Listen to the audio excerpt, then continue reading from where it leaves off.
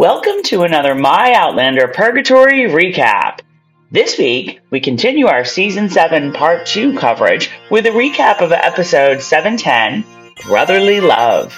Ready? Then pour yourself a wee dram, settle in, and let's do this.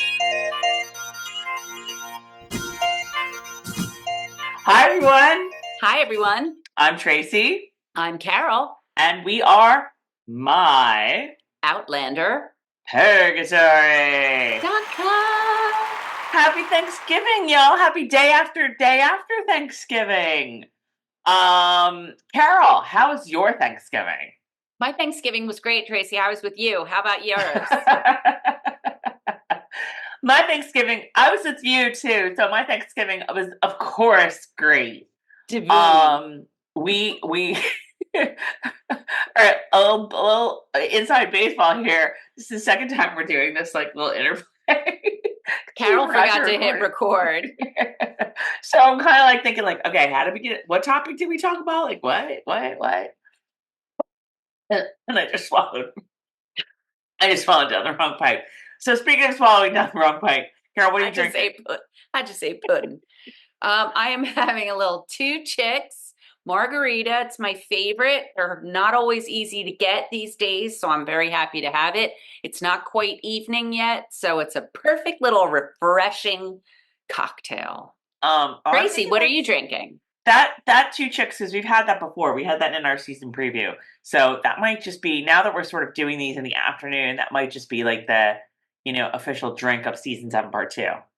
I am, again, to your point, it's afternoons. Oh my God, I'm totally choking, you guys. Sorry. This is really annoying. I am taking advantage of the afternoon time to have this refreshing hard cider. It's very appropriate for where we are now in in Revolutionary War times, Philadelphia. So is your accent that just came out a little bit. In what? In Revolutionary War times, Philadelphia? You're it's very... Sorry? It's very refreshing. Oh, it's so good, you guys. Yeah, you guys, we're having our drinks. We're having some cider. Awesome. Bringing out the Philly to you. This is Ironbound. The Ironbound Cider Company. But look what the vintage or whatever it is called. See? Highlands Farms. Wow. Highlands so I already decanted it, so it's delish and very refreshing and very good for a nice little chat about 17th, 18th century Philadelphia. Oh my. Philadelphia. I don't even remember what we talked about beforehand. We've been eating nonstop for 72 hours. Got the Christmas tree today. Don't have the decorations up from the basement yet. This is seriously the closest between Thanksgiving and Christmas in recorded history. It's literally 3.5 weeks until Christmas. I know, it's crazy. I know. Let's send a shout out to our cousin Jennifer, oh my God, under 3 feet of snow in Erie, PA. Oh no, try 4 feet at this point. So all you who are living in the upstate New York, Erie County, we are with you. We see you. Oh, you're 4 feet of snow. Stay warm. Stay safe. Yeah, it's nuts. But you know what it's great for? As long as you don't lose power.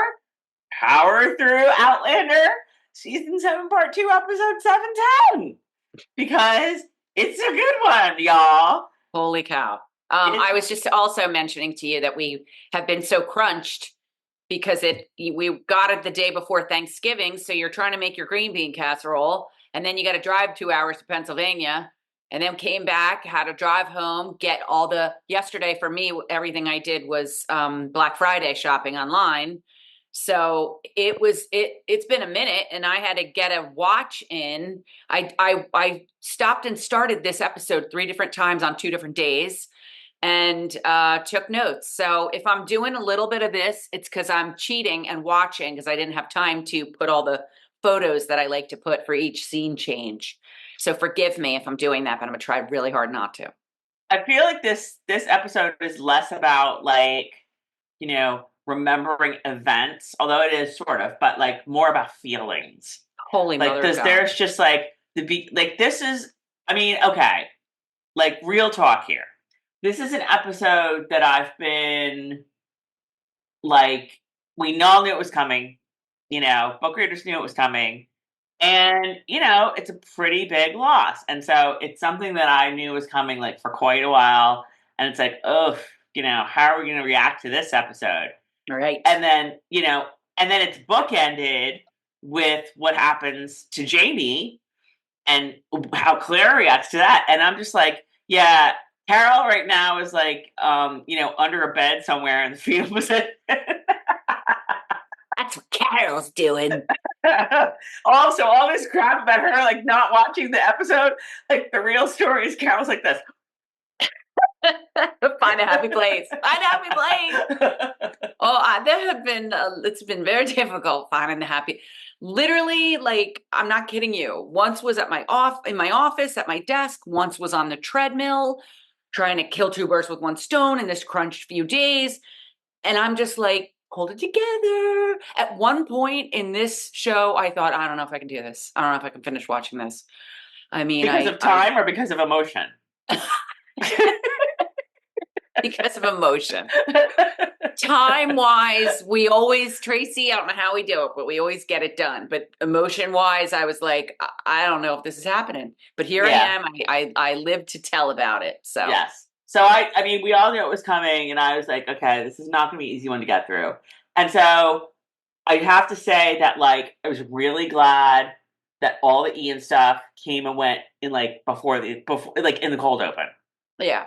Like they got that out of the way. Yeah. They were like, okay, y'all, yeah, this is not going to be easy. So we're just going to hit. We're not like mincing words here. Right. We're getting at it first thing, unleashing it, and then we're done. And then let's move on. Right. Much like life. Much like life. I mean, I would definitely say I had a harder time with the beginning of the episode because, I lived that exact scene. And the end of the episode, I was feeling worse for Claire than me. I was like, I'll have to mention a couple of things, but yeah. I know. I have questions for you about she that. would feel it in her heart. And I'm like, we didn't even feel it in the waiting room when we were looking at the bees. So. Oh my God. All right. Should we jump into it? Yes, please. All right, let's jump into it. Okay. So this is Outlander 710, Brotherly Love, which is a great title. I mean, it's totally like hit you in the face, like, duh. But, great double meaning that they're in the city of brotherly love. And we were celebrating, brotherly love of between Ian and Jamie. Okay. Yes.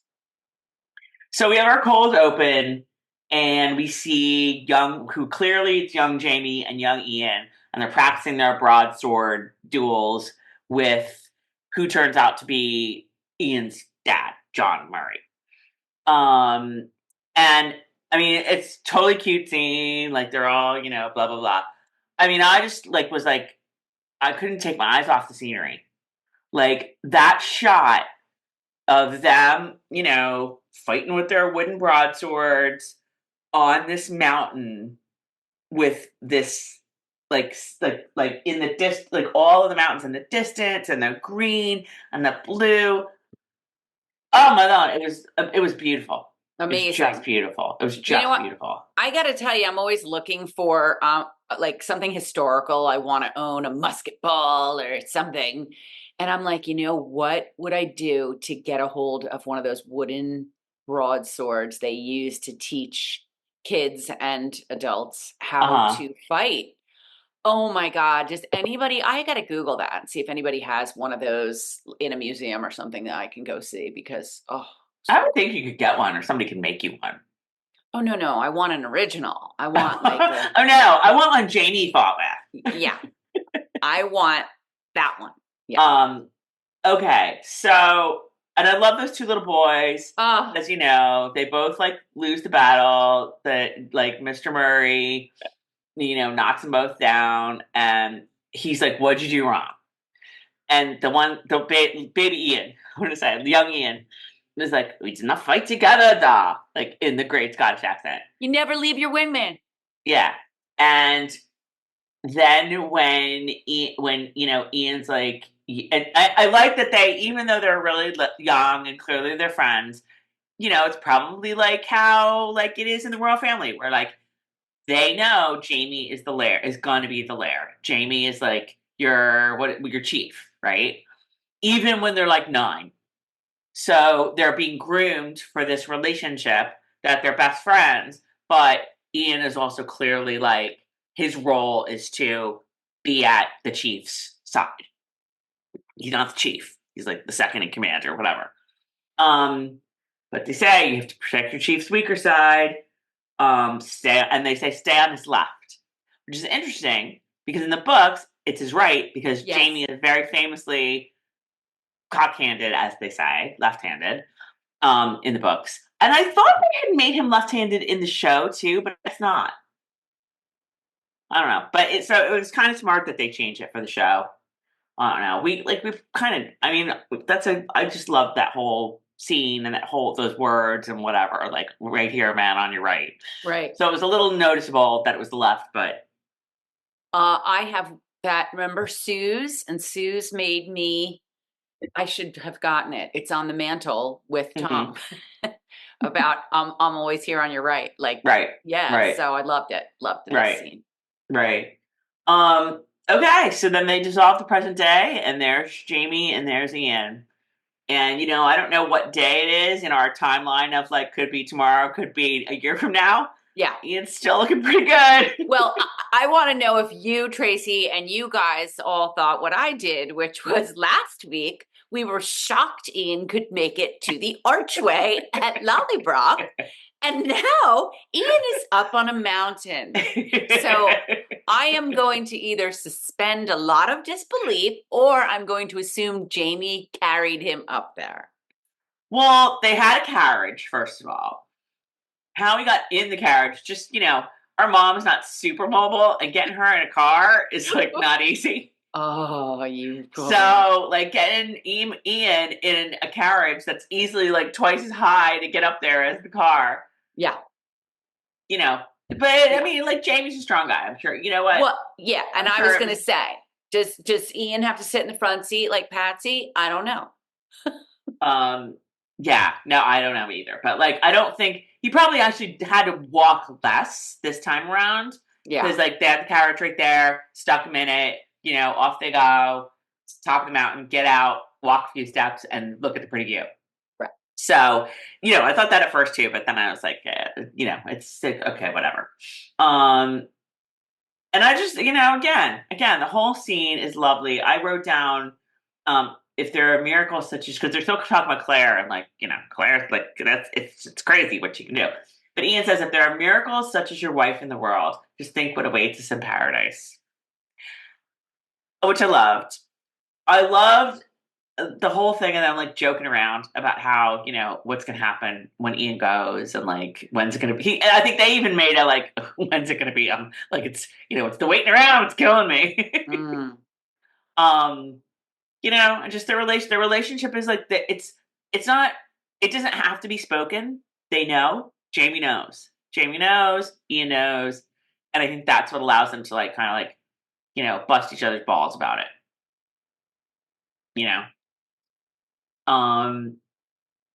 So then, then time goes on, and clearly, it's not going to be next year. It's going to be like in the next minute or two. Jamie putting him on the bed. Oh, I just have sob written here everywhere. Jamie, they put him in the bed. When he says on your left, this is all from the book too, by the way. Like all this happens in the book. On your left, man. It's not on your right in the book, but and then he says Jenny. And I don't think he says that in the book, actually, because I went back and read this whole part again. But I liked that addition. I liked his last words of Jenny. I had a really hard time, as you can see, with all this, so I'm just going to coast through you. You can describe it. I didn't. Well, no, I do want to hear your thoughts. I mean, like, was very taken by how real how authentic the scene was. There are a lot of movies and TV shows that, things just seem so wonderful. And, it was just, that's what it is. Whatever. It was really just there, as Yeah. they say later. It was just there. It's right. It's just there. There was no, like not denying, but like fighting it or anything like that. Like it just happened, and they knew it, and they helped him through it. And it's what I always say to you. You know what? If you can help somebody make that transition, that is the biggest honor you'll ever have, and it's the biggest gift you'll ever give. I think both Jamie and Jenny gave Ian a gift there. You know what I mean? Yeah. Okay. So next scene is Jamie is digging the grave himself. Hated that. I mean, I didn't dislike the show. I just was devastated that he's digging. Anytime it has to do with a grave and the friend doing it, the family member doing it, like having to bury someone yourself, just what? Is there a reason why that wasn't already done? The grave wasn't already dug? That's a really, really good question, because at one point you're like, well, Jamie used to be laird, like they must have plenty of people, no shortage of people who can come and dig this grave, but maybe he wanted to do it himself. Uh-huh. I'm not going to compare this to The Walking Dead, but that's what's... I never saw The Walking Dead, so you're not spoiling anything for me. Well, I have a couple Walking Dead mentions in this episode, oddly enough, so... Yeah, no, I was like, they do obviously have like people who work for them, and I just kind of thought that job would have been done, but maybe Jamie was like, don't nobody touch that. Right. No, nobody take those shovels. I'm doing it. That's what I'm thinking. Like, I'll do it. Yeah. That's like a thing in The Walking Dead. Like, I'm going to do it. I'm going to take care of it. And so, and there you go. Then he and Jenny talk. It's right out of the book.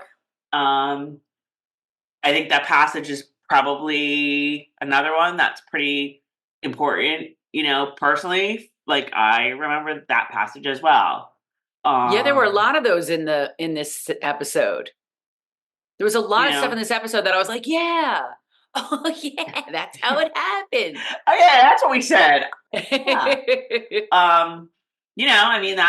That's what we said. Like, I remember like finding that little spot when we had to like post stuff on about, Tom. I remember finding that little part in the book and making a screenshot of it and like putting it up, and there you go. Yeah. So, one thing that's very interesting, I don't know if I need to put a spoiler on this or not. Jamie says, Jamie's like, well, Jenny, what are you going to do now? Why don't you come with me? Why don't you come back to America with me? And Jenny's like, oh, maybe at some point when the weens are like big or whatever, but now right now. I'm gonna put a tiny spoiler here. Excuse me, spoiler alert. Okay. Do we think she's coming? Yes. No, she said, I don't remember. In the books, she's the one that says it. She's the one she's like, guess what, Jamie? I'm coming with you.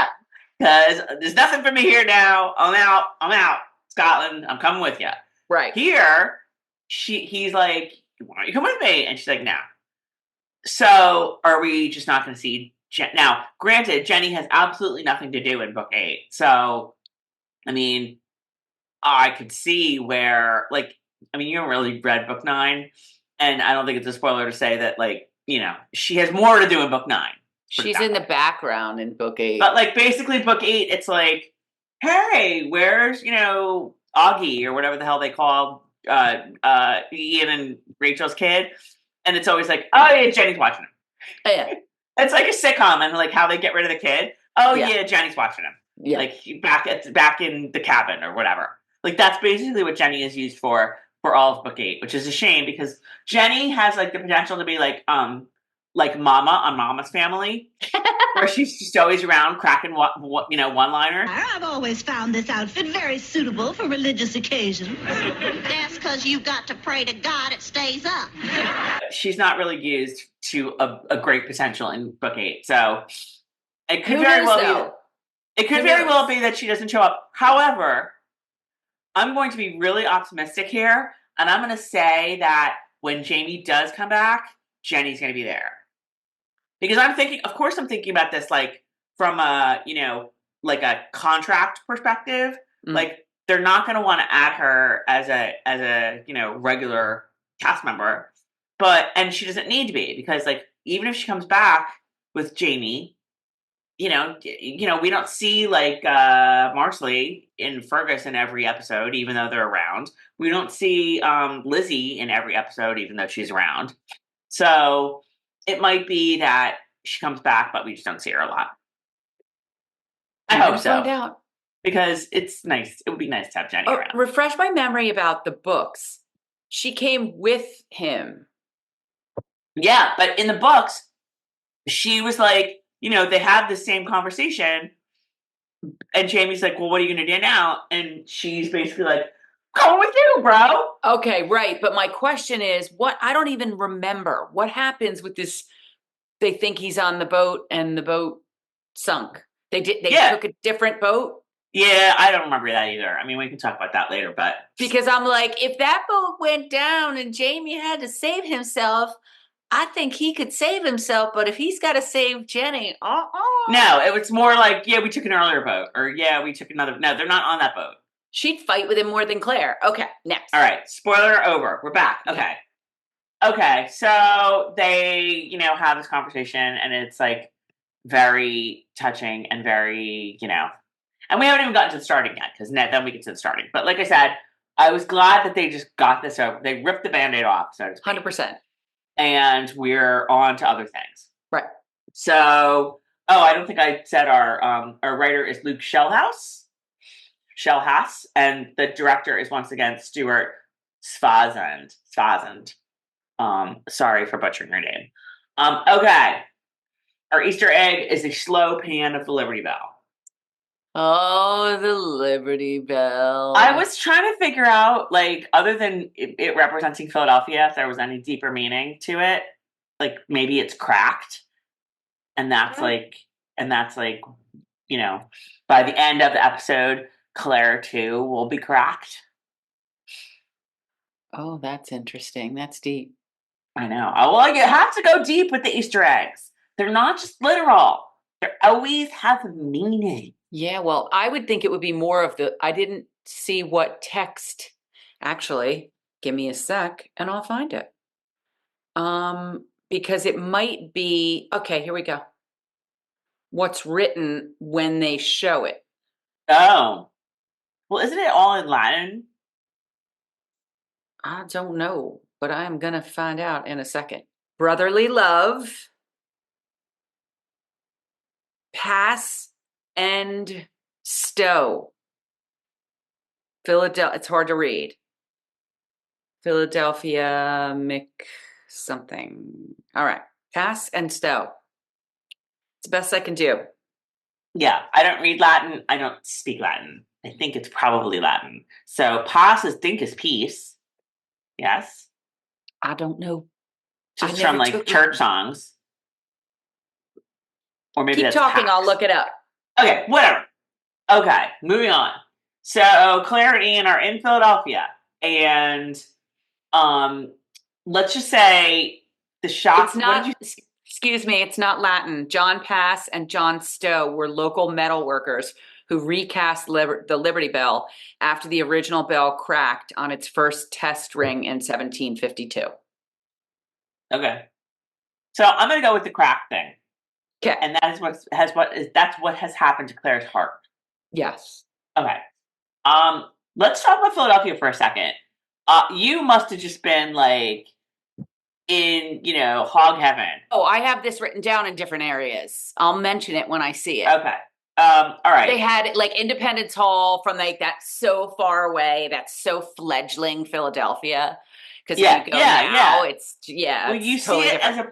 you see it as a port city, basically. So, like, this is sort of towards the end of the scene, but they, like, sort of, like, pan up, like an overhead shot, and you see all the houses and the streets, and you see the water, like, the riverfront area. I think I did. So cool. I did. Claire and Ian riding a carriage. Sometimes. Oh, I know I wrote that down somewhere about the Delaware River and all of what's very cool to see is all of the row homes, because if you go to Philadelphia today, it's so full of row homes that have been there for years and years. They were brand spanking new. Right. Rows of row homes, and then the Delaware River behind them, and so cool. Right. Okay.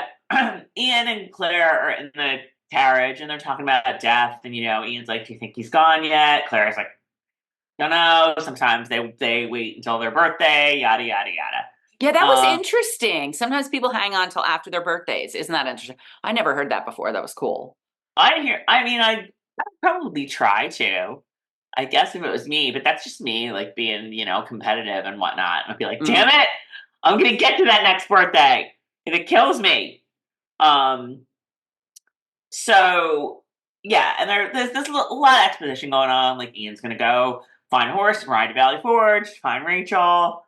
Then we see there's, like, all sorts of redcoats in the city. So what you need to know is that the city was under rebel control, but then the British took it back. So now the redcoats are controlling it. The British are controlling it. So I guess they're, like, really, you know, they make the point that they're being very careful, and they're checking everyone's papers. But it was so funny because so they're like, you know, okay, papers, Ian, like, and Ian's like, here, and they're, like, reading the papers and whatever. And they're like, yeah, right. I guess, I don't know, they got Burgoyne to sign the papers, or maybe they forged it, I don't know. But, like, the British general, like, signed their papers.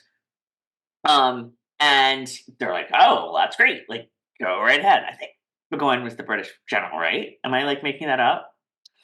They asked, the guy mentioned that, right? Yeah, but I think Burgoyne was I think he was the British. He was not the British general? Oh, all right. Don't ask me. I don't know. I mean, I don't know why they'd be super excited if, like, a high level, if, like, Washington signed the papers, you know? But, like, whatever. So then Claire's like this. Claire's like, okay, here's my papers. And they're like, yeah, we don't need your papers, because you're just a lowly woman.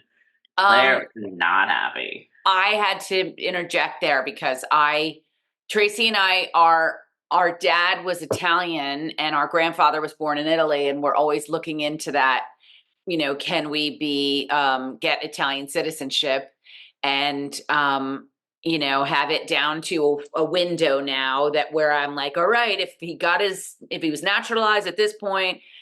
But the long story short is that what I was reading the other day about this is that in the early 1900s, if I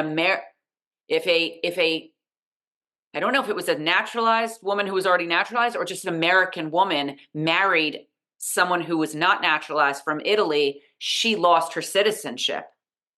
Her American citizenship. Yes, it wasn't until the suffragette movement and all of this that they changed things. I want to say 1922, but that might be wrong, that they changed things so that if you married somebody who was from another country, I don't think this is just an Italian thing, but I don't know, you would not lose your American citizenship as a woman. And I thought, like, the whole, like, movie plot of, like, oh, like, Joey, I really want you to stay in this country, but I know you're about to kick out. I know. I'll marry you, and you can get my citizenship. Or, like, the whole plot of, like, Joey, you're an American, and I'm like this. They're going to take me away, and I'm like this damsel. But if you marry me, then, like, yeah, that plot came along in, like, 1924, say, something like that. You know. Whatever. Yeah, like that was, yeah, exactly.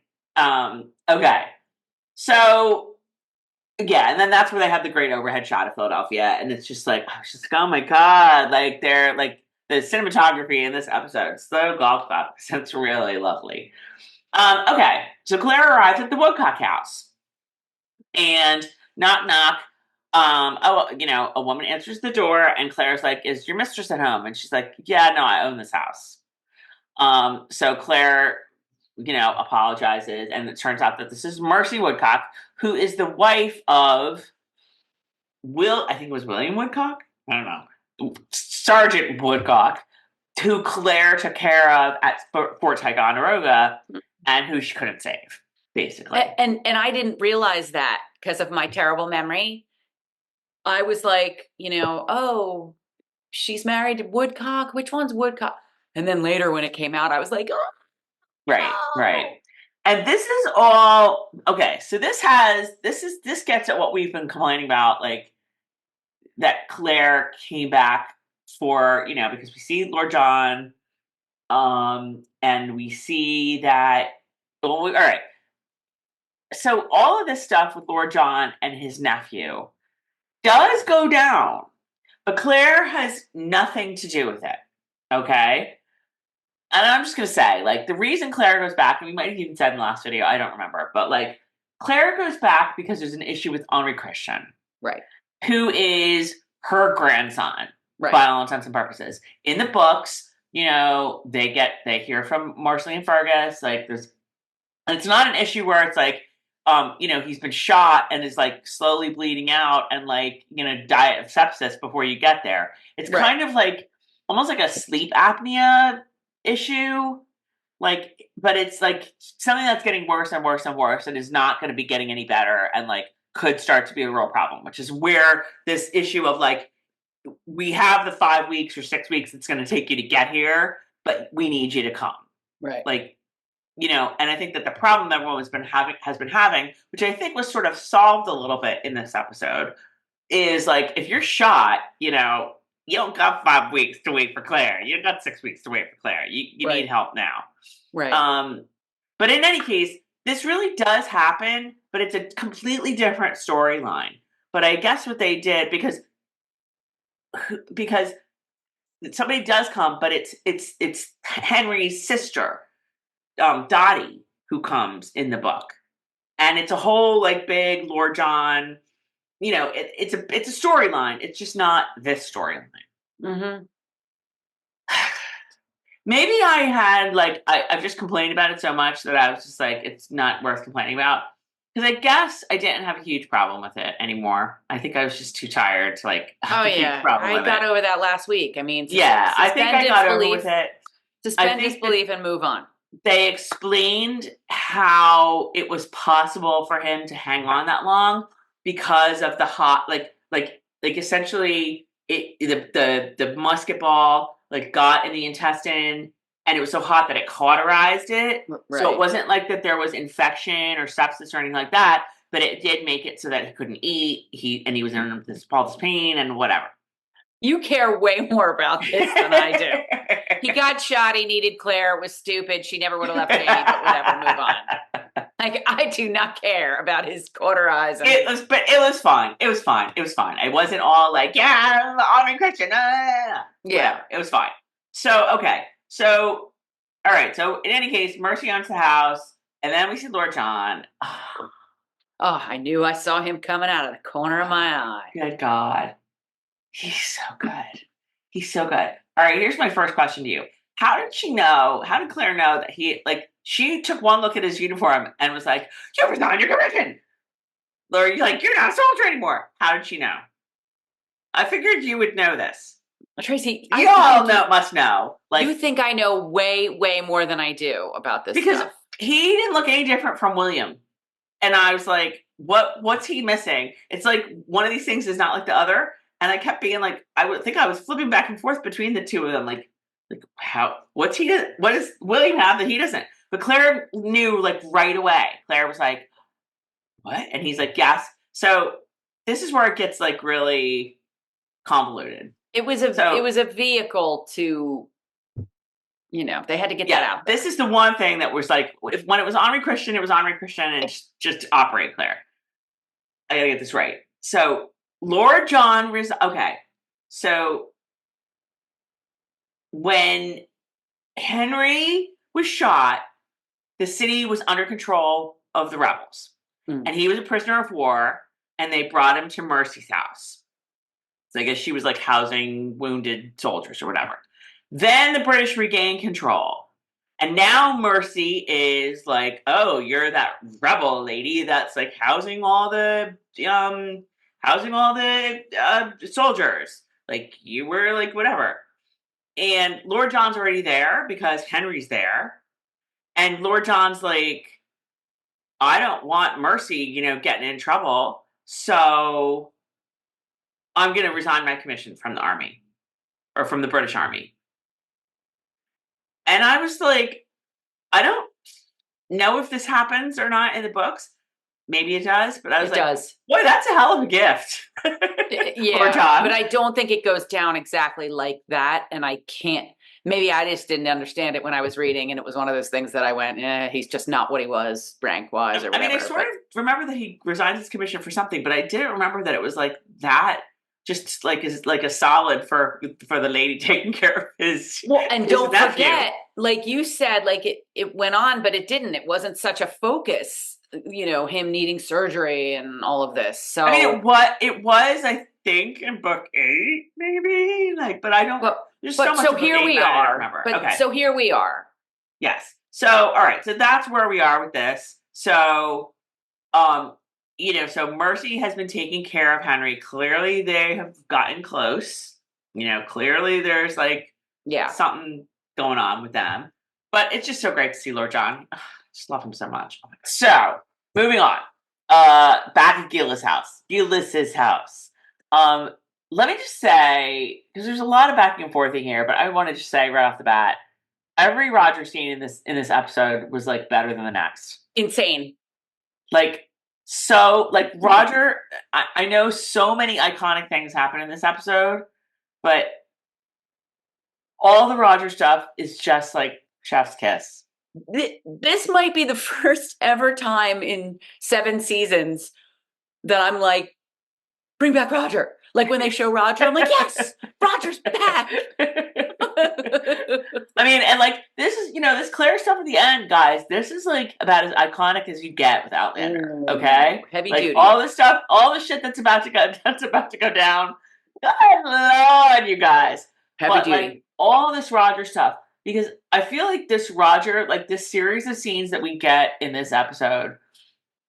And I don't even know like how much of it really happens in the books, how much of it doesn't happen in the books. But I feel like everything in this episode is like spread out over all of book 8, and they just put it all in this one episode. I could be wrong. I don't know. All I know is it was great, and every scene was better than the next. So, so we're sort of in the middle of like, I guess Geillis has brought them in to her lair.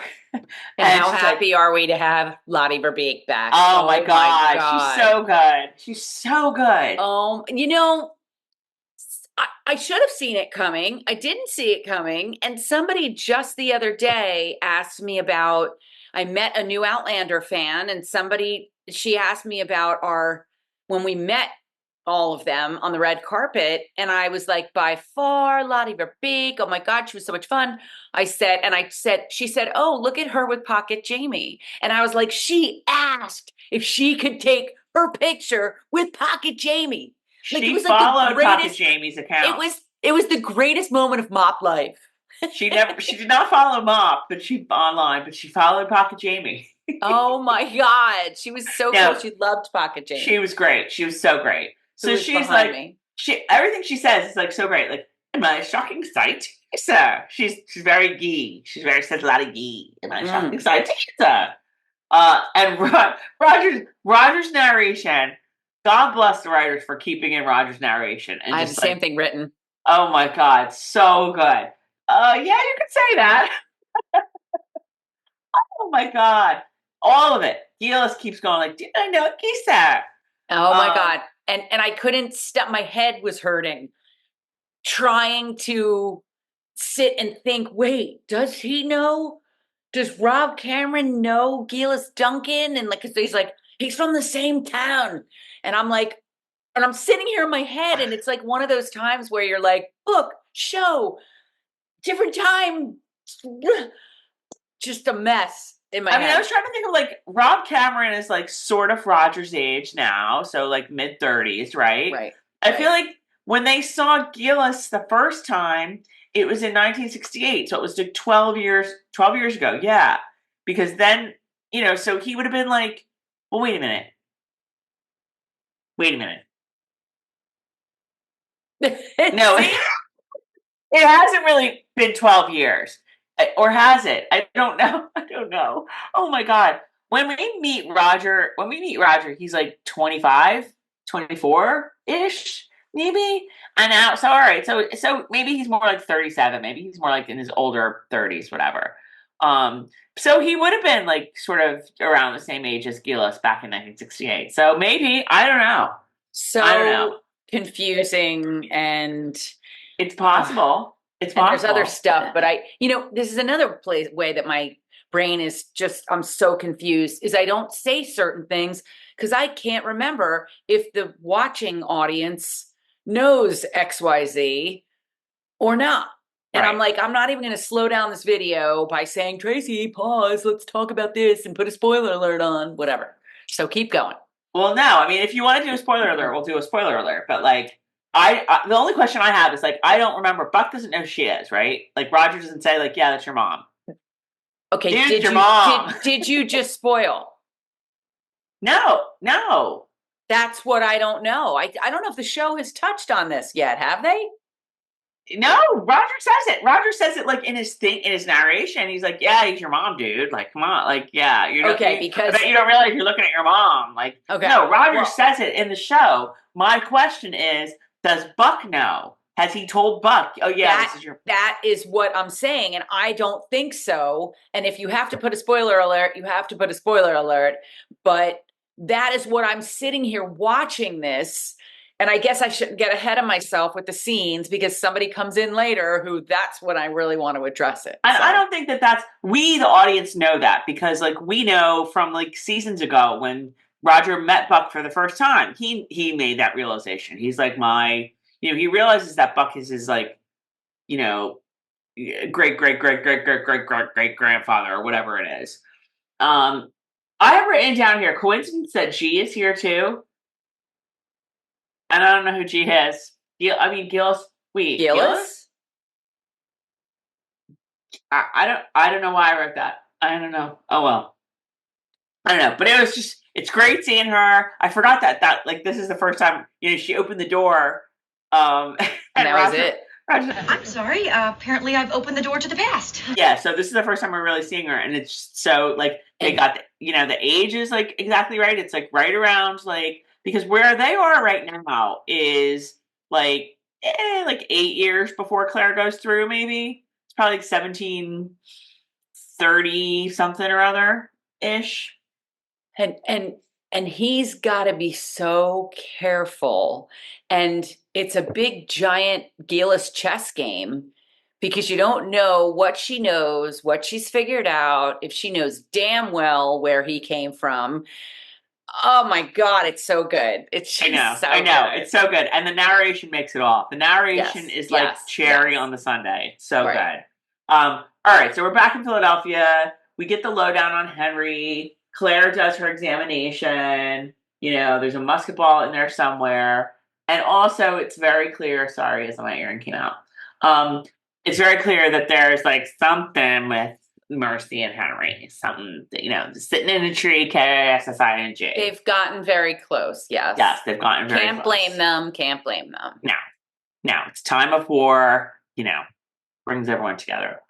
But what we do find out is that Denzel, what the hell's her last name? Rachel Denzel. I don't remember, but keep going because Denzel. All right, Denzel, Rachel's brother. I'm sorry, operated on him, and Claire's like Denzel, or it's not Denzel. She says Denzel. Is Denzel like Lord John 2.0 because he is pretty hot? Yes. Well, then we see them chatting. Excuse me. V is pretty hot. Yeah, we met him last season, but yes, I would agree that he is also a fine-looking gentleman, a fine-looking Quaker gentleman.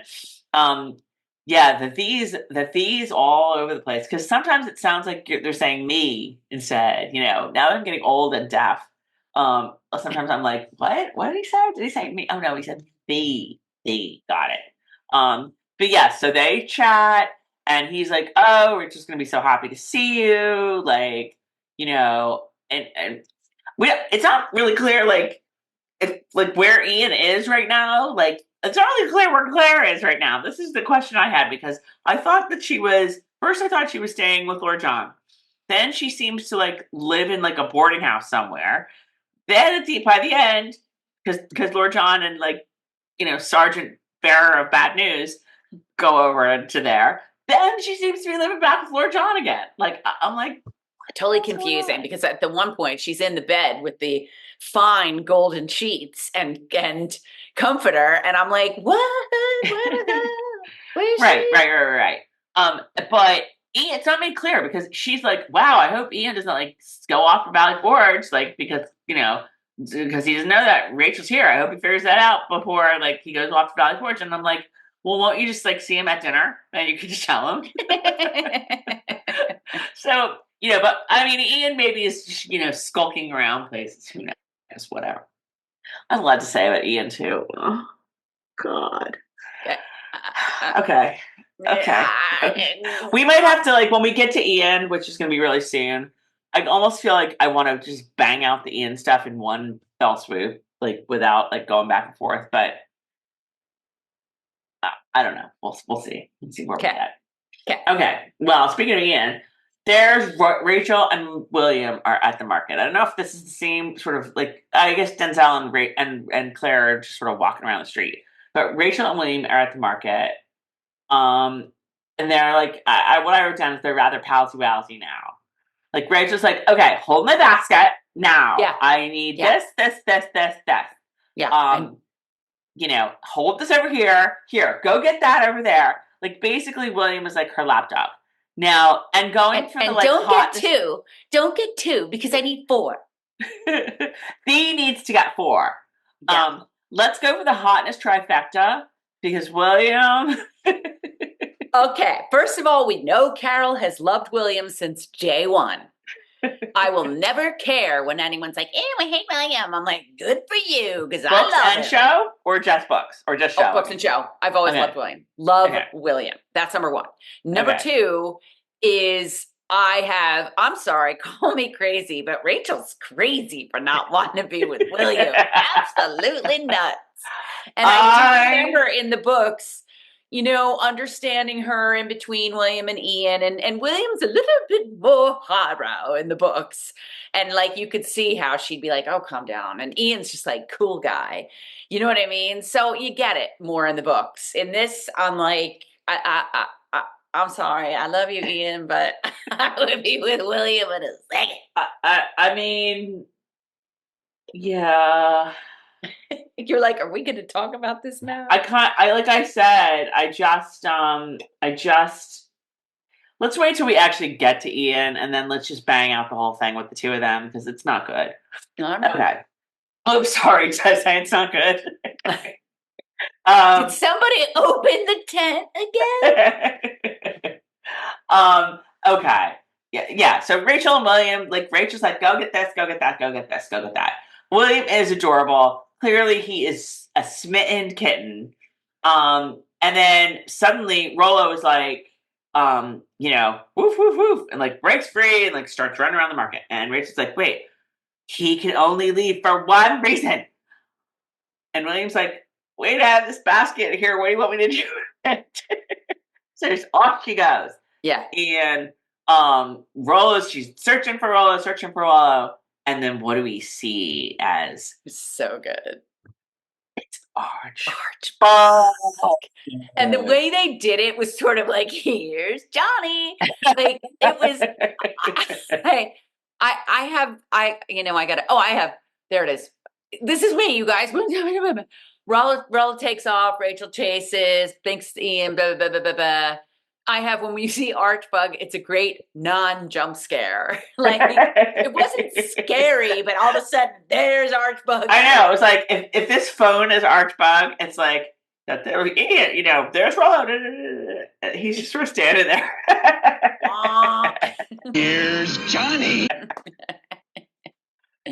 But Archbug is back in town. Like, did we even remember about Archbug? Like, did you forget about Archbug? One of the great things about this episode was there were a ton of moments like that. Like, oh my God, it's Geillis. Oh my God, it's Archbug. Oh my God, it's like other people coming along that we'll get to. So meanwhile, Rolo's still running around, and there's Ian. Woof, woof, woof, woof, woof. And it's like Rolo, whatever. But where's Rachel? And she's nowhere to be found, whatever. So we're back at Geillis' house. Yeah. And you're seeing these mountains and you're like, whoa, what? That's not Valley Forge Mountain, okay? Where are we right now? I mean, I thought it was pretty easy because, it's clearly, city, country. Well, they just all of a sudden had a mountain range. Right. And I'm like, okay, even if it was the Alleghenies, it doesn't look like that. We must be in Scotland again. Okay, so Roger's kind of snooping around. He told Buck I'm gonna go check things out. I'm gonna check it out. Yeah. So he's snooping around and he finds what's clearly an ill wish that's gonna go to Leary in about 9 years. He's like, what the hell is this? And she's like, oh, and then you hear this, oh, you've been watching the ill wish, whatever. And he's like, no, whatever, no, just no. And then Geillis wants to basically get to know Roger. She's like, oh yeah, because they're both she's suspicious. She's like, have we met before? You look really familiar, and maybe we should get to know each other, and then we'll remember where we saw each other before. And who thinks that it's possible that she knows exactly who he is and where she saw him before? We don't know. We don't know. But I want a show of hands. Don't mind me, guys. Lower back issues. I want a show of hands of who thinks Geillis knows. I mean, do you think? I don't see your hand showing. I can't tell. I know. She's so good. She's so good. I don't know. She's so crafty. I know. I couldn't tell you. I don't know. I've read the books. I don't know. So she's all hands on Robert. I just did that. You said she hit on Roger, and I'm like, she's all ooh. And he's like, I'm a married man. Yeah. She's like, I'm a married lady, but I never let that stop me. He's like, yeah, I did. So bye. So Roger is asking her some questions. Do you know Rob Cameron? He said that you were a wise woman, and she's like, oh well, I don't know him, but thank him for me, whatever. And then long story short, knock at the door, open the door. Who is it? Carol and Tracey scream and say, scream. Where's my bourbon? I know, we should have drunk bourbon in his honor today. Dang it. The war chief's honor. Yes, ladies and gentlemen, it's Dougal Mackenzie. I did not see that one coming again. And I feel like this is all going down very differently than it did in the books, although I can't really remember how. I mean, they do meet up with her in the books. It doesn't matter. They're establishing. I don't remember how. Yeah, they're establishing. Right. The two of them went off together. The guy who was with him was like, But this is this whole thing is I could see the writers in the writers' room going okay, you guys, we're killing off Ian, we're killing off Jamie, whether you believe it or not. We got to throw these fans something that's not going to make them want to jump themselves out a window. Right. What can we do? Let's see. I know. Let's, we know we're bringing Geillis back. Let's have her be all hoey and, her usual self. Good. Right. Okay. All right. That's good. Mm-hmm. Hey, I know. What if we bring Dougal Mackenzie back? Perfect. Great. And I'll do you one better. What if we show their initial meet cute? Love it. And damn if I didn't love it. But I was like, is this the first time they met? Yes, it's the first time they met. Because the two of them went, oh, would you like me to show you my wares? And there they went. And the guy at the door was like, okay.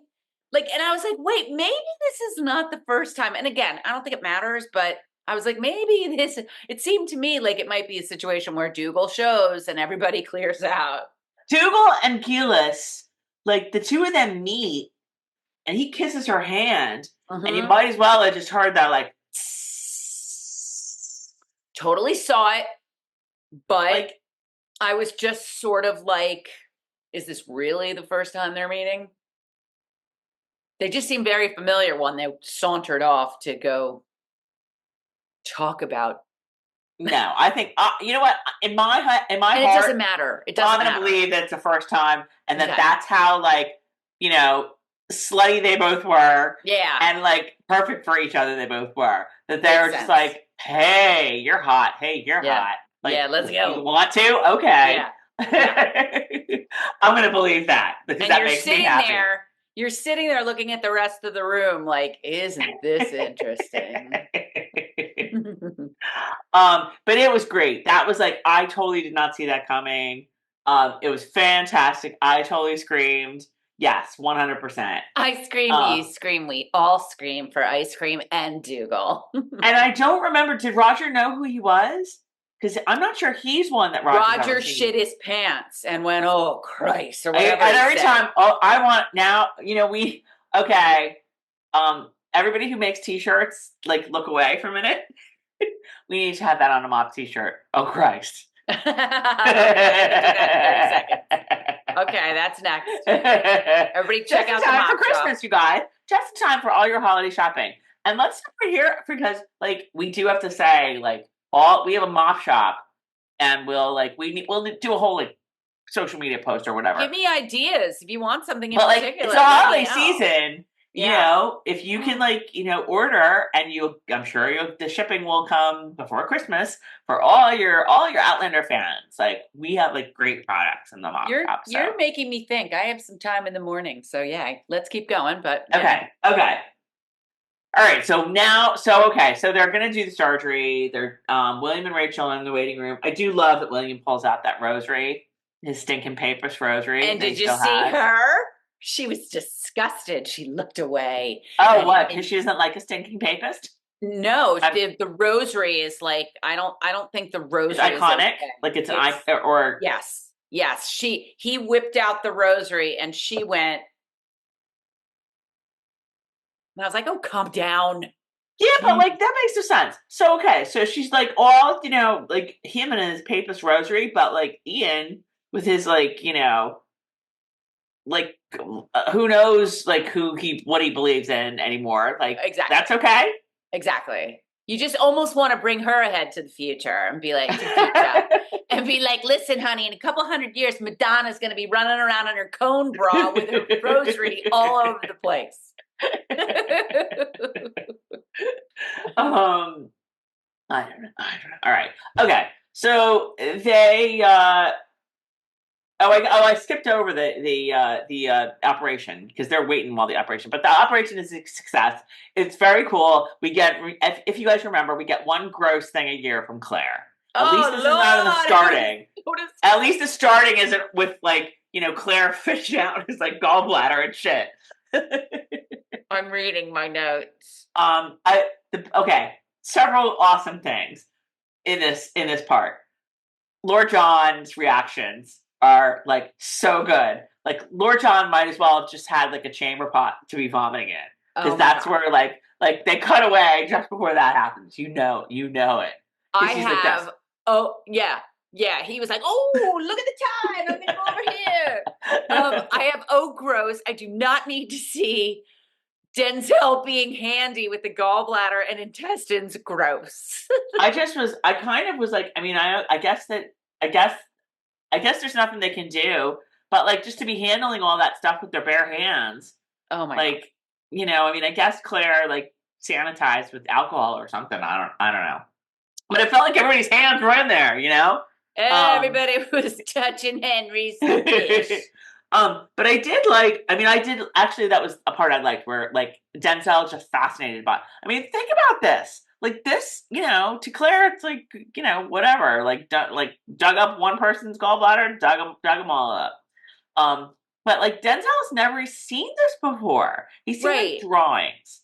So like to open a guy up and dig through his junk and like be all That was not his junk. Well, no, that's a the actual, junk inside, not your colloquial junk. But like to see what this, I don't even know. Maybe Tracey, I've never seen like a real small. I don't go to like the dark web and look at those YouTube videos of like surgeries. Like a haggis. I don't do that. So the like, dark YouTube web.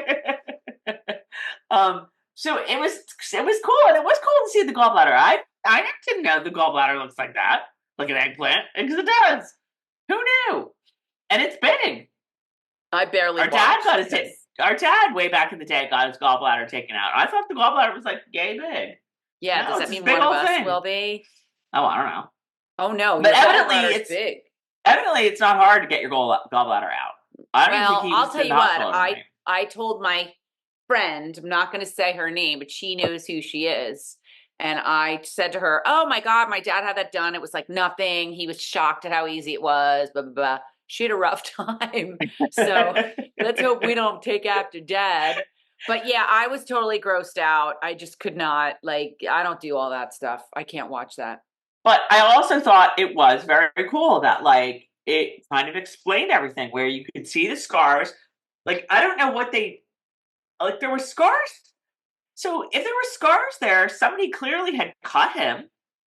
Well, but just not all the way in. The two little stars. Right. That's where the muscle balls went in. Right. But then there was he had 3 surgeries before she even got to him.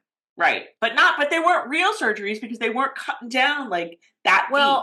True, but there were 2 that did nothing, and then was it Denzel that got one out, or somebody? Right, but maybe it was like right under the skin or whatever. I don't know. Yeah, but it was very cool to see, like I said before, like why it wasn't causing bleeding out or sepsis or anything, because it sort of healed itself in that regard, but caused a whole mess of problems, right? For like digestively and whatnot. I think it went into the intestine and healed over it. Right, because they say how that happened. It cauterized because the musket ball was so hot that it automatically it was like burned it shut. Yeah, which my man couldn't poop it out. That's true. So in any case, Claire, of course, no problem. She's like, "Oh yeah, I can take this out and like tie this together and do whatever." And Denzel's like, "Really?" And Lord John's like, and Mercy's like, "I love you anyway, Henry. I don't care what they take out of you." So everybody's happy. It's all good. Right. Moving on. Okay, Claire and Mercy now are outside, and the first thing I thought of is and I went back and watched the surgery to see if it was in the same clothes. They're in their same clothes. They are perfectly clean. They're perfectly clean. I basically took this little filter that I have here, to fix it on my microphone, and got my sweater all dirty. Okay. Meanwhile, Claire and Mercy are up to their elbows inside Henry, and they're spotless. Yeah, touching all the stuff, but not the junk. Not that Mercy doesn't want to, but it's sort of like the Cullens when they feed are totally neat and clean. and Bella, the first time, gets it all over her white dress. So this time around, Claire's she wasn't just plucked off the Cabbage Patch. Whatever. I just was like, yeah, you guys, Claire, you've gotten very good at not getting yourself dirty. You could bake a pie without an apron at this point. But anyway, Claire fills Mercy in on what's happened, and Mercy's a free woman again, and I guess there was some issues with the marriage anyway, and so she's kind of just doesn't know what to think, and that's that. What will happen with Mercy and Henry, if anything? Don't know. I don't know that much more goes down in the books, but like I said, this sort of happens in a different way. So I guess we'll have to wait and see. And in that conversation, Claire lets Mercy know that her husband passed away. Right. That's what I said. Claire lets her know, because we talked about that a little bit. Claire lets her know Yeah, for Ticonderoga, blah blah blah blah. I was Didn't sad. go well. I was Didn't sad. go well. Yeah. Yeah, I mean, it's it's a lot of mixed feelings. In some ways, Mercy has a lot of feelings of the way Claire did, because she's clearly has something for Henry, as Claire did for Jamie, but felt guilty because she was married already, even though maybe that marriage was not in the best of shape. Right. It's a lot of parallels. They quarreled a lot. They quarreled a lot. That was not their first quarrel. All right. We got to go through the Rachel and Ian stuff now. Okay. So, all right. So Rachel's like, okay, I'm going to go. So she and Denny are staying in like some other boarding house somewhere, like wherever they're staying. The horses are like, I don't know how many horses they have, but whatever. They're staying somewhere on premises, I guess. So Rachel goes to feed them. Whoop, there's Archbug. He's like,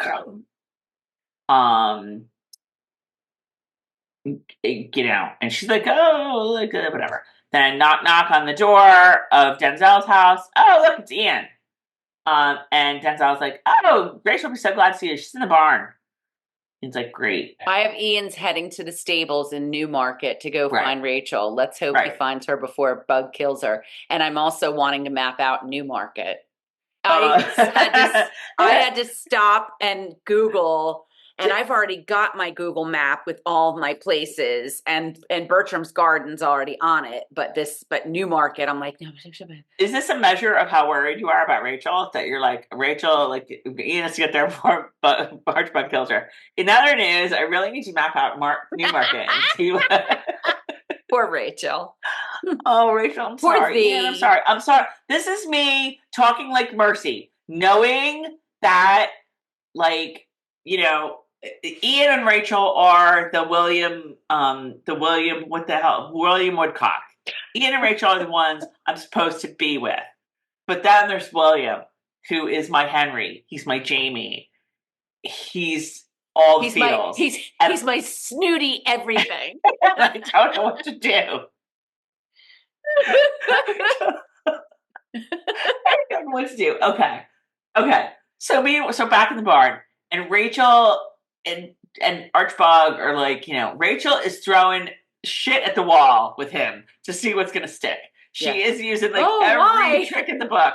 Yeah. Oh, thee cannot take thine own life because thee has lots to live for, and thee should not kill me because thee is yada yada yada.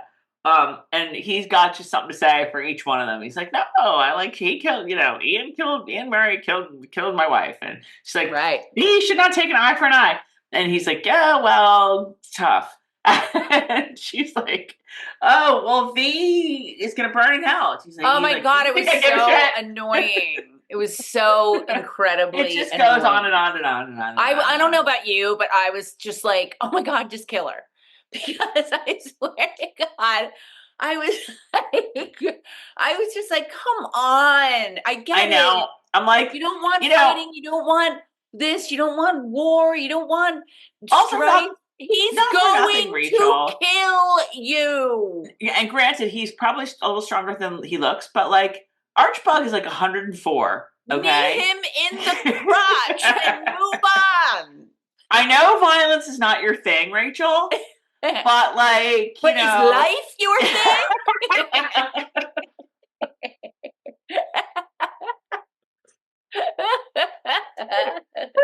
And I wish, like, I've never is Keelan home right now? Because I sort of need someone. Walked in the door. Oh, okay, she might need to be in the video to demonstrate the Archbug, Archbug Rachel like death grip. You could have been like this if you're Rachel. I'm out. I mean, honest to God, I get it. She's not in the 21st century. She hasn't taken any kind of defense classes where the first thing they teach you is 2 fingers in the eye, knee in the crotch, fingers in the eyes. What? Do you want to live or not? Okay. So, all right. So all that goes down. Then Ian. I don't even know, like, I don't even remember how Ian shows up. If he just, like, is like, I'm here. If he just, you know, does he like shoot Archibald with an arrow? No, how do we know Ian has shown up? Ian, wait, I have it in front of me. Ian did show up. Ian does show up, but like, Ew, and he cuts him. Well, no. You're like, Arch has the over. axe. I know Arch has the axe, but like, Arch is like, he doesn't like, he's sort of holding Rachel, but it's still at the point where Rachel's like, yeah, but they shouldn't kill me because yada yada. And he's like, yeah, tough, patooties, I don't care. And then Ian must come in and say something or do something, because then Arch gets her like this, right? But it's like his arm around her. This is why I want you to demonstrate it with Keelan, because it's like literally she's like, oh, like this is how she's getting tried. Like it was just so non-threatening. It was so like, yeah, kick him in the side and get. He's holding her shoulder, like he's going to kill you. And he's got yes. Okay, he has an axe here, but it's not a gun. Okay, like I mean, like, and he's barely holding you because he's holding her like so lightly that Ian's basically. Well, it's so hard to do this with nobody here, but like Ian's basically able to be like. And pull her away. She is willing to die for her beliefs, which are no violence. So she would rather him kill her than hit him. All right. No. So like the struggle between Rachel and Archibald. Archibald has her in a chokehold, which is like the easiest breathing chokehold ever. I don't remember how Ian comes in, like, but and then this is how more or less how it goes down in the books. I think there's probably a little more element of danger, but like whatever. Honestly, I don't know why Ian wasn't just like, and like, boom. But yeah, he had a knife. You're right. What about the bow and arrow he was so famous for? Don't know. And like I said, it is how it goes down in the books. Whatever. It didn't felt dangerous at all to me. Like maybe it's just me. But like, especially where, and I mean, I guess your point is like, I don't know that Rachel's gonna not struggle. I don't know that she's gonna be like, okay, yeah, I'm a pacifist. So you watch, she didn't struggle. She's not allowed. It's her belief. She's not allowed to struggle. I don't know that I buy that. I don't know. I don't think that you're like. I do have a Quaker meeting house right over in Manasquan, so I can. Well, you can go ask them. Like if you're like, locked in a barn with a crazed killer, I think you're allowed to do a little to save your own ass. That's just maybe I'll never be a Quaker, but like whatever. Tracey will never be a Quaker. Oh, sorry. No, it's still I, right? It's still I. We'll be in that. All right, whatever. We have too much to talk about. So you're right. So Ian basically is like, oh, come here, Rachel. Boom, pulls her out, and then he and Arch go at it. Arch gets him with the axe, and Ian has some good moves, whatever. But like he's not doing very well. Arch has got him. Boom. My man William saves the day. I'm sorry, your man William? Because you haven't always been a fan like I have. I love TV William. TV William is my jam. Love William so Book William much. is brat. TV William. Love them both. Love them both. So once again, William gets no respect. He like basically saves both of their sorry lives. And it's like how do you like William now with like 10 million hearts? So yeah, I just didn't feel like, I don't know, maybe it's me, but I didn't feel like any tension like with the Arch Rachel thing. No. All right. Okay. It's one of those things that we need to move on and just not. Yes. So, but then we have our discussion with Ian and Rachel. And this is fairly epic in the book. And it's epic even though it's fairly quiet. Guys, I don't know how much I even want to say because I don't want to like be mean and I don't want to say it's just a pairing for me that doesn't have a whole like as much weight as it does in the books, and I don't know why. I don't think it's the actors. I think that they're both really good. I don't know. I don't know, Carol. I mean, like, what do you tell what like it's the talk about like, you know, Ian's very honest with Rachel, and he's like, I would become a Quaker for you, but it's not my jam. I'm not going to buy it, and I don't think you want me to like be something I'm not. And she's like, no, I know. Right. And I think that you were supposed to hear that whole conversation coming off the Archbug situation. Like, you know, he's basically saying to her, like, you know, I would do it, but I'm never going to be that. Like, I'm never going to be someone who's passive and just lets it all happen. And sometimes it's hard when you've read the books because, and I hate being like the books. And next season I won't be, but I really felt like in the books, it's such a scene. It's like so powerful. The talk about the comparison to a wolf. He is my wolf, right? Yeah. It was just huge. And in this, it was lovely, but it wasn't like life changing. You know, this is really kind of like minor point, but like maybe it's less minor than I think. I don't know where they have this conversation in the books, but in the show they have this conversation basically in like Claire's waiting room of the operating room of like, you know, the same place where like William and Rachel were sitting, you know, with the Papist rosary. Maybe if they had this outside, like by a babbling brook, perhaps by a babbling brook, or like some sort of scenery, or just like more open space, like maybe down in South Philly with the mummers. I don't know. Maybe that would have been that would have given it greater depth for me in a weird way. I don't know what it was, guys, but like, talk me in the comments. Help me with this, because it's not something that is giving me the depth and that these two belong together. You're listening to the word wolf come out of her mouth and you're thinking, yeah, I'll give you Wolf. His name is William and he's down the street. And don't get me wrong. I love the meaning there with, you know, a wolf is fierce and this and that, but a wolf can also be loyal and this and that. Right. I get it. I like it, but it has to do too with like last season when we were saying that the way Ian has sort of like been like, Ian's not this guy who like disappears for weeks on end, you know, like running around the ridge with his friends and like sleeping on the ground and whatnot, or like just like going off by himself to do, you know, he's not this man of mystery. He's not. He's like Ian. He's a nice guy, and you know, he's not a wolf. He's not. Right. So, you know, like, and they were all sort of like smiley, and it didn't do it for me, guys. And it was like, you know, and I don't belabor the point because it, you know, whatever. I wrote down, they said the words, but nothing there. Maybe it's just me. If it is just me, tell me how to not feel this way, guys.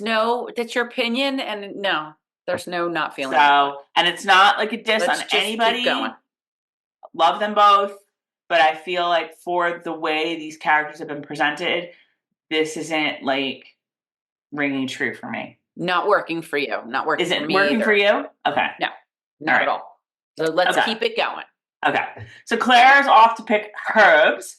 And everyone is like super nice. Like all the British guys are like, oh, Miss Tracey, like, look at how good you did. And she's like, oh, I know. It's like the best herbs gathering yet. Like, it's all good. And they're like, okay, see you later. Bye. So clearly they're setting up like that Claire is like, you know. Yes. So there we have a letter from Jamie that Claire is reading. And they learn that Ian has passed. And that's a nice scene. And young Ian is like, you know. And Claire tells Ian and says, so sorry, Ian. And to me, it didn't sound like typical Claire. Like, it just sounded nonchalant to me. And all I kept hearing in my head. Yeah, I'm real sorry your mom blew up, Ricky.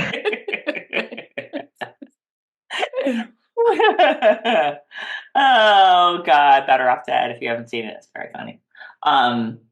Yeah, I liked Ian's response there. It was like, you know, It's all good. It's all good.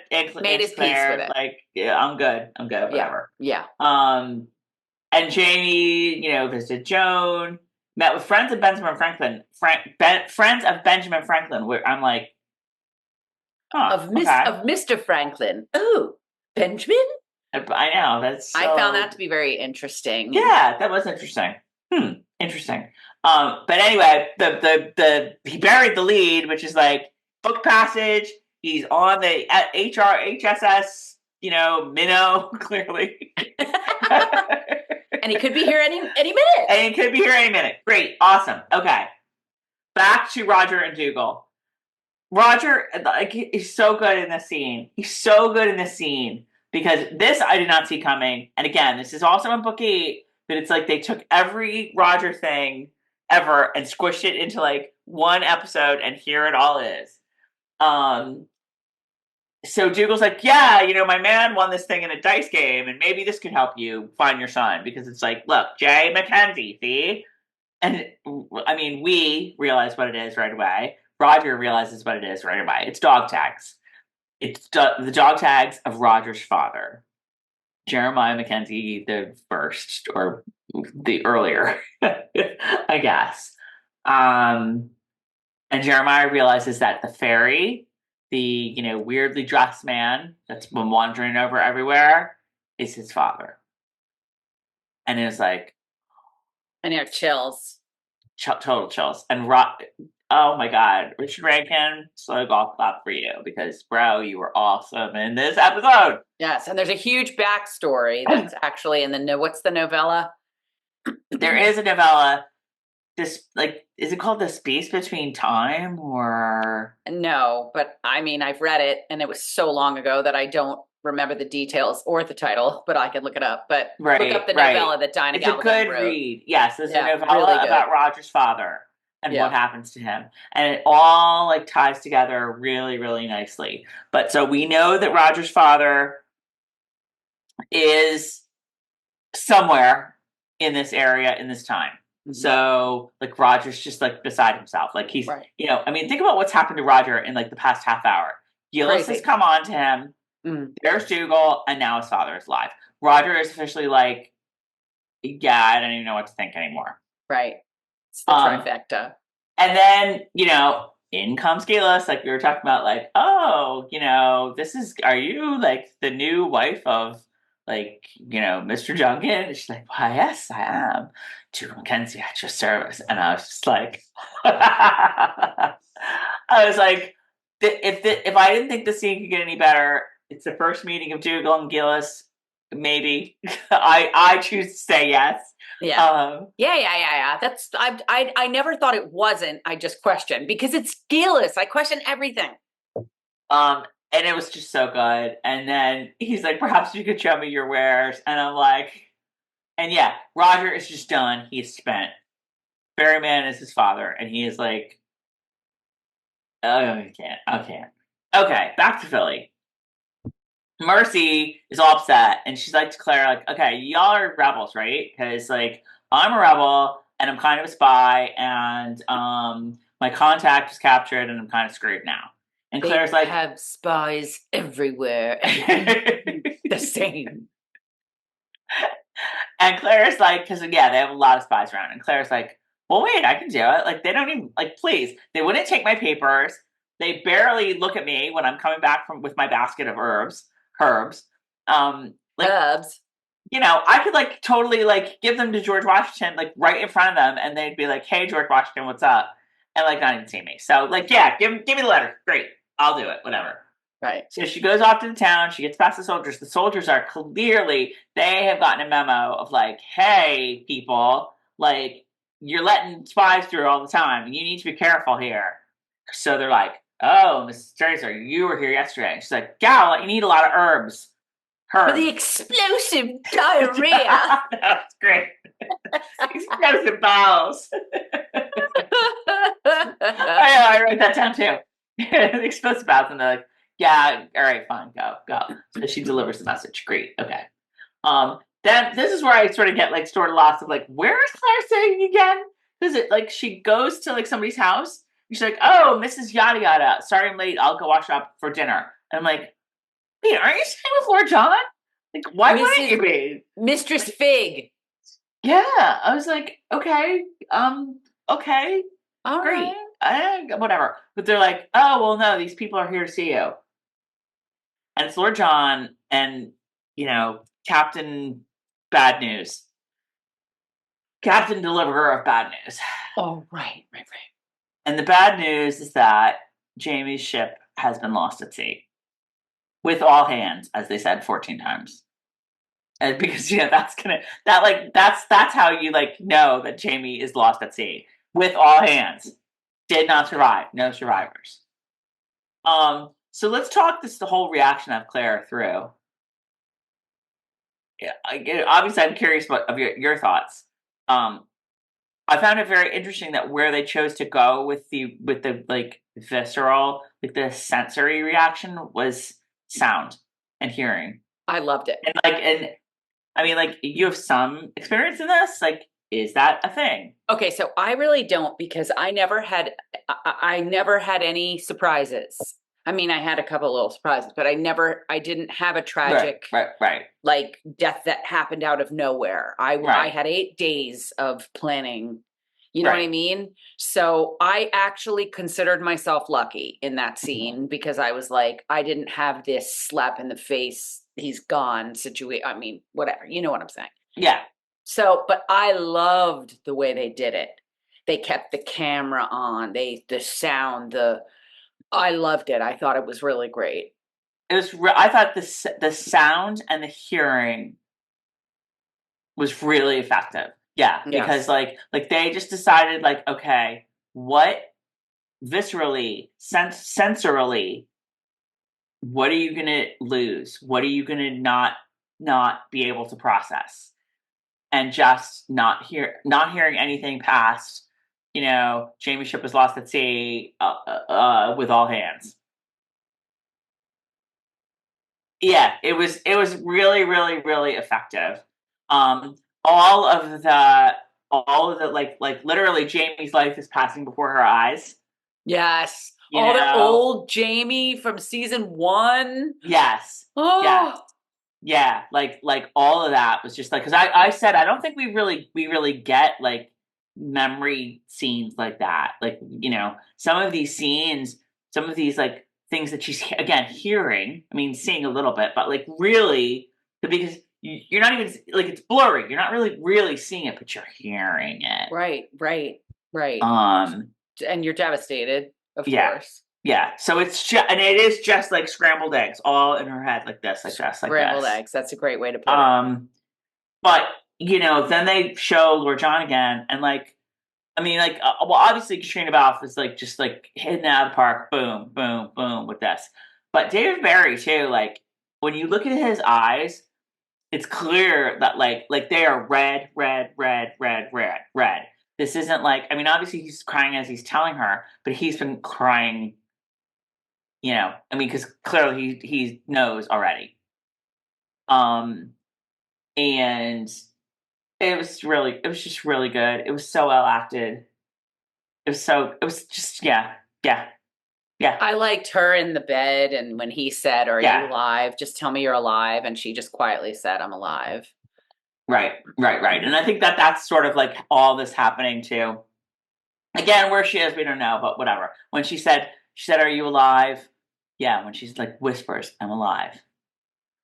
And that's the first glimmer of maybe there's a lifeline there that she's going to grab onto. Maybe. Because then she's go away, leave me alone, whatever. Right. And she's not even home. She's not even home. She's not even in their bed. She's staying with somebody, like you just said, 3 different houses. At some point she moves, she stays with LJ, with Lord John. I don't know when, but whatever, it's not important. So, sometime later at Lord John's house, knock, knock, it's Ezekiel Richardson. And he's like, hey, what are you up to?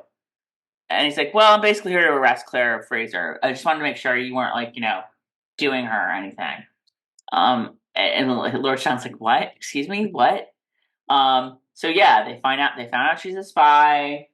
And he says she's domiciled with you. And I'm like, really? Since when? What?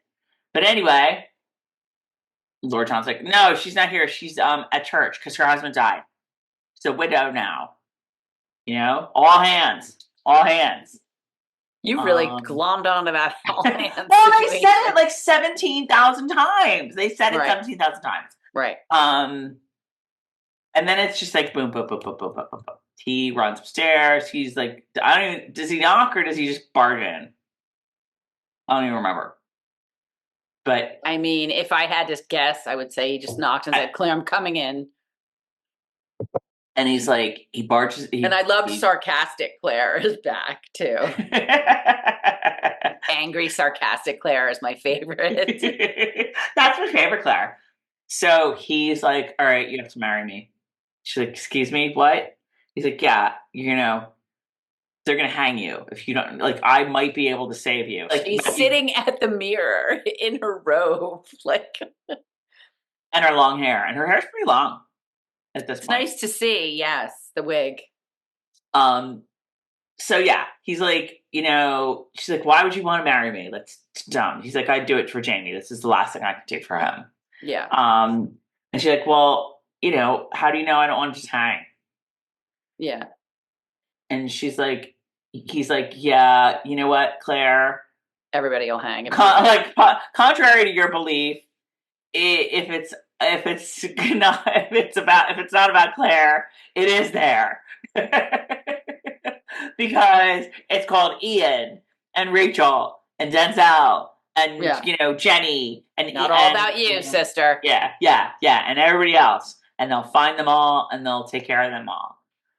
And so that's pretty much it. We don't know what she's going to do. And that's all she wrote. We don't know what she's going to say. We don't know what's going to happen. It's a pretty, would you ever have thought in a million years, like, you know, you get to this book and all of a sudden Jamie's dead. Claire's about to marry Lord John. Like, what? Craziness. That's what this book is about, you guys. Like the last part of this book, it's crazy because I'm trying to remember all the storylines. So like all the Roger stuff happens in the next book. So that's not part of this book. But at the same time that all this is going down with Jamie and Claire and Lord John, the Ian Rachel Archibald stuff is happening at the same time, I think. Or maybe that happens right after. I don't really remember. All the stuff with Brianna and Roger and the kids, because all that like they've kidnapped Jem. Roger and Buck are going to go like back in time to save him. All that's happening in the book, in book 7 at the same time. Like it's all like that's going on. I'm trying to remember like other storylines that are going on. Maybe the Ian Rachel stuff was happening at that point because there was just like a million things. Like, I don't know, but I want to know what the watching audience, how are you guys doing with all of this? This has got to be like, you know, we're kind of nonchalant about it. Not nonchalant, but, you know, we've read the books. You haven't. You must have been smacked in the face, you know, with this news of Jamie. Like, this has to be really, really upsetting. What do we think, people who have not read the books? What do we think is going to happen?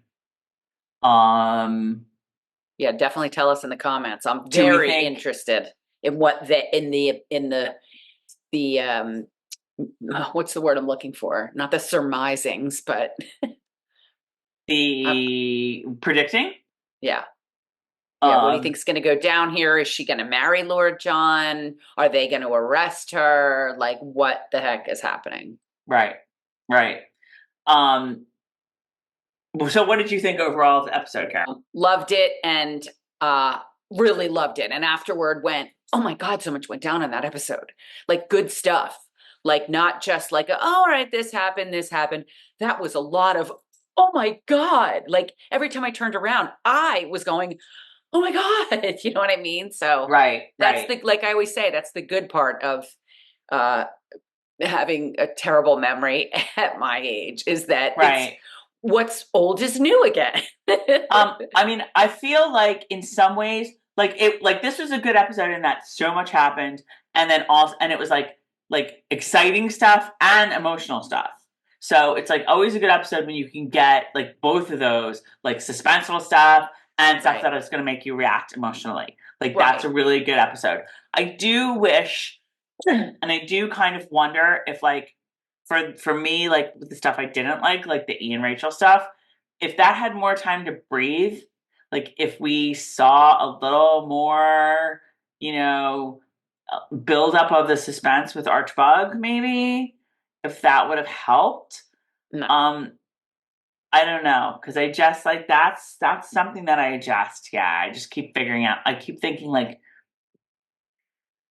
what could make that better? Like what I do feel like it was rushed. I do feel like it was rushed. I mean, don't forget, like, and it wasn't like that storyline like built over the course of like so much time, but you kind of did know that Archbug was after him a little bit, and oh yeah, totally. Yeah, this came out of nowhere, and one minute he was, Archbug's back, and the next he was dead anyway. Right. I mean, they wrapped that up in like 7 minutes. Yeah, and it was a vehicle. They needed to get to the wolf situation. They needed those two have their discussion of, all right, what are we doing here?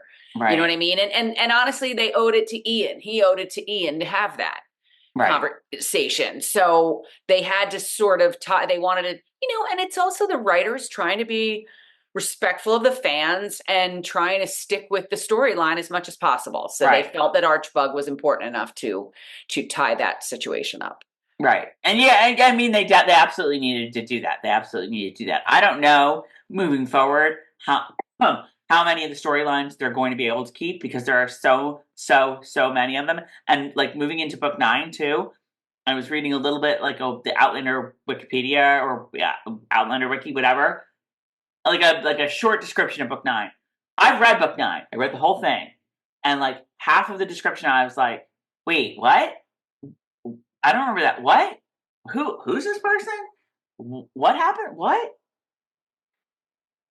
It's why I keep saying like they need Cersei Lannister to come in and like blow up the Red Keep, and just get rid of half the characters. Yeah, there's a lot, and they keep introducing more. I'm like, these two guys, where did they come from? Yeah. I think I might have to start maybe, if I need to get out there. I walk the beach anyway, but let's say my friend Barb goes with me, and let's say she's like busy or whatever. Maybe I need to just put in the earbuds and listen to it while I'm walking and see what happens. But I'm trying to get energized when I'm walking. When I listen to it in the car, I'm like, and it's not an insult. It's just the type of book that it is so far. It's just not you know what I mean? So a couple quick questions. Quick, I gotta go. All right, quick questions. Think we're gonna ever see Bree in this season? I was just wondering that. We saw her crying when he left, and that was it. Nothing with Bree in this episode at all. Yeah, I don't know what's gonna happen with her. I hope so, because I hope they're gonna. I'm guessing next episode, and we haven't seen the scenes or anything yet for next week, so we don't know if there's like a Bree part there. But like they have to. I mean, it's only 8 episodes, right? It's 8 episodes. This is gonna be episode 3 of 8. Like they gotta get to that. They gotta get to Bree and like what's gonna happen with her. Right. I don't know. I think that's it. I thought it was a great episode, you guys. I did too. Loved it. Tell us what you think in the comments. So far, the season is awesome. And it can only get better from here. Subscribe, please. Subscribe to our YouTube channel. Subscribe, follow all of it. Go follow all the things. Go on our MOP Shop, because there are great fun things to be had for the holidays. Because everybody wants a MOP shirt or koozie, or do you sell those like wine cooler thingies? They have a ton of stuff, and if you don't see it and you want it, tell me. And not only that, like I can design just let me know what you would like to see, because I just come up with stuff off the top of my head. I'm like, this is funny, but most of that stuff you can get it on anything. So if you don't see it, let me know and I will figure it out for you. I'll get it up there. Right. Okay. All right, guys. It's been fun. It's been awesome. And that's it, I guess. I can't think of And we'll be seeing you soon, because it's already We're going to be doing this again in 5 minutes. So, so have a good week. Have a good week, you guys. Follow us, subscribe to everything, and we will see you next week. Bye.